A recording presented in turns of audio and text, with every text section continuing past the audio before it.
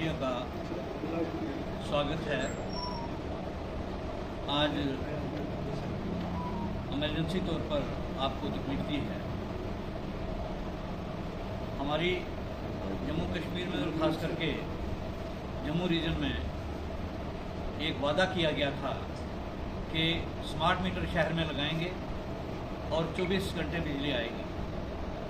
आज हम देख रहे हैं कि कोई मोहल्ला, कोई वार्ड जम्मू शहर का भी खाली नहीं रहा। यहाँ बिजली की कटौती कई बार, दर्जनों बार हर रोज़ हो रही है।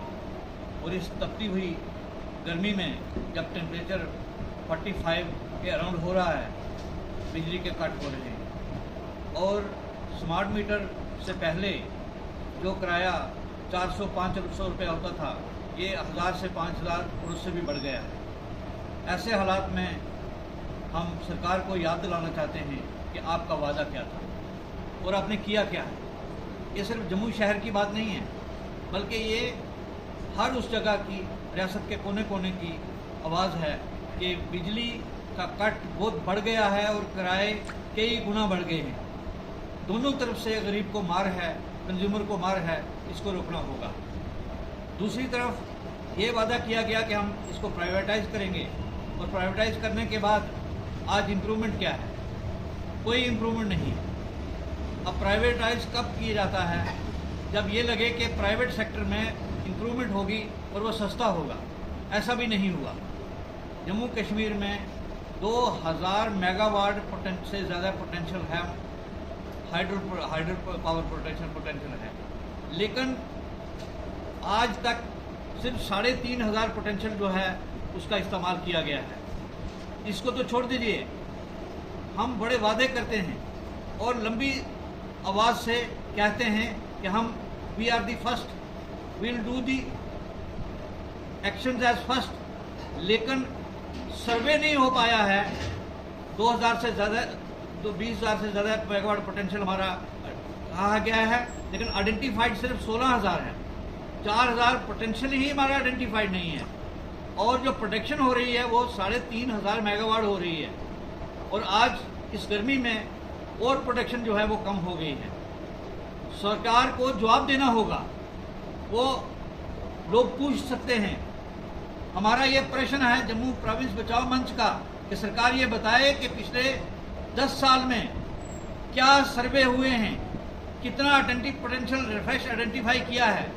मुझे खेद होता है, शर्म आती है ये कहते हुए कि मोहल्ला प्रोजेक्ट्स, हाइडल प्रोजेक्ट्स का कॉन्सेप्ट 1905 में हुआ था और एक ही मोहल्ला प्रोजेक्ट हुआ था, बना था, और उसके बाद अभी तक दूसरा नहीं बना। कौन सी एडवांसमेंट, कौन सी टेक्नोलॉजी, कौन सी प्रोग्रेस, कौन सी डेवलपमेंट की बात कर रहे हैं? हमें तो ये कहा जाता है, बड़े बड़े सपने दिखाए जाते हैं, और वो सपने कहाँ रह जाते हैं? गरीब की झोली में नहीं पड़ते, बल्कि वो बड़े बड़े अमीर लोगों के हाथ में जाते हैं। आज मैं देख रहा था एक सर्वे के मुताबिक 49 मेगावाट पोटेंशियल जो है वो प्राइवेट सेक्टर से हुआ है। 49 मेगावाट सिर्फ, और कहते हैं हमें प्राइवेट करना है, और करा, और उसका रिजल्ट क्या है? 30,000 मेगावाट पोटेंशियल की एरिया में, इस रीजन में सिर्फ 49 मेगावाट पोटेंशियल है। तो उसको देके प्राइवेट सेक्टर को क्या करेंगे? आज जो बर्डन कंज्यूमर्स के ऊपर है, जो बर्डन आम आदमी के ऊपर है, जो गरीब आदमी गांव में किसी कोने में 70 रुपये 80 रुपये किराया भी रहने का देता था, आज उसको 500-600 रुपये देना पड़ रहा है। और किस तरह वो देगा? हालांकि हम देख सकते हैं कि यहाँ डेली वेजर को हम लोग आज भी 200 कुछ रुपया दे रहे हैं, और हम महीने रोज का, और हम एक्सपेक्ट करते हैं कि वो भी हमें किराया बिजली का देगा। बड़े वादे किए गए, बड़ी जोर जोर से कहा गया कई पॉलिटिकल पार्टियों ने कि हम बिजली एक हद तक इसका किराया माफ करेंगे। किसी ने 200 मेगावाट कहा, किसी ने कुछ कहा, किसी ने कुछ कहा, लेकिन आज 10 साल से कुछ नहीं हुआ, और जो सरकार आज बनी है वो भी कुछ नहीं कर पाई। इन हालात में जम्मू प्रोविंस के लोग रौंदे जा रहे हैं। ये एक पक्ष है। दूसरा पक्ष आपने देखा लॉ एंड ऑर्डर का, किस तरह से दिन दहाड़े शहर के अंदर गोलियां चल रही हैं। कोई उसको रोकने वाला नहीं है। अगर कोई रोकने वाला ऑफिसर आता है तो उसको रोकने नहीं दिया जाता। इस तरह की सिचुएशन यहाँ डेवलप हुई है। आज नए सिरे से सोचने की जरूरत है।